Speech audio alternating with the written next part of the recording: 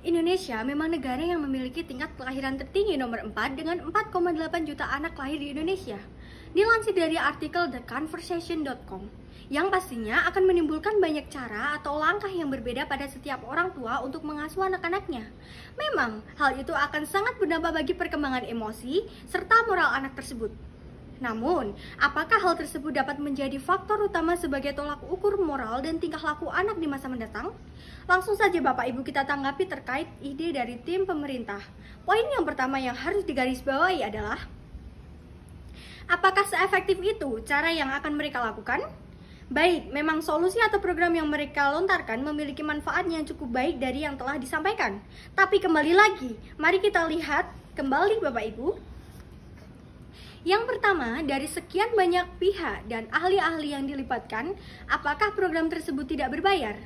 Coba kita lihat dari argumen yang telah disampaikan bahwa program akan melibatkan beberapa ahli, dan salah satunya adalah ahli psikis atau psikolog. Padahal yang kita ketahui sendiri, bahwa psikolog sendiri butuh biaya yang tidak sedikit untuk mengundangnya, ataupun hanya sekedar untuk berkonsultasi. Lalu, mereka akan mendapatkan gaji dari mana? Jika dari pemerintah, apakah untuk saat ini pemerintah mampu?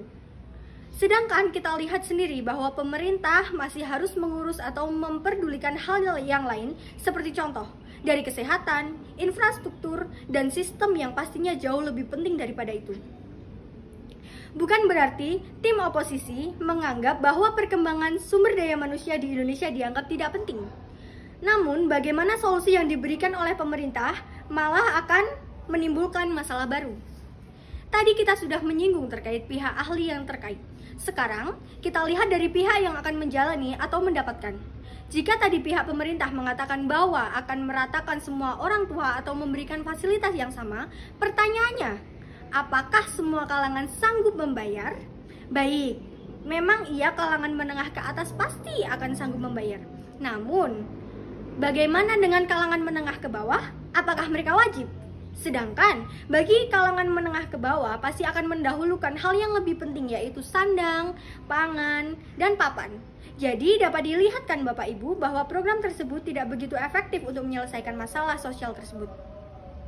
Yang kedua, mari kita lihat dari pendapat pihak pemerintah, yaitu perkembangan sikap anak dapat dipengaruhi oleh cara didik atau pola asuh ortu mereka. Namun, apakah hal itu menjadi penyebab utamanya? Mari kita lihat, banyak anak yang perilakunya disebabkan oleh faktor eksternal seperti contoh, pergaulan, dan lingkungan. Jadi, pola asuh orang tua bukan menjadi faktor utama dari perkembangan sikap anak. Maka dari itu, tim oposisi berargumen bahwa program yang diberikan oleh tim pemerintah bukan akan menyelesaikan masalah, namun akan menimbulkan masalah baru. Mengapa demikian?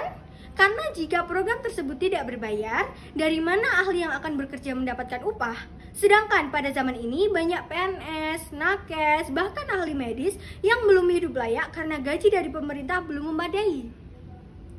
Pun jika program itu berbayar, dari mana kalangan menengah ke bawah akan mendapatkan uang untuk membayar?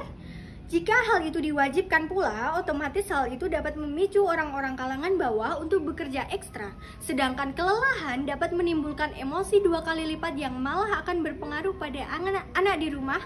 Seperti contoh, fenomena di Tokyo, akhir-akhir ini para pekerja di Tokyo sering berteriak di pinggir jalan karena emosi meningkat.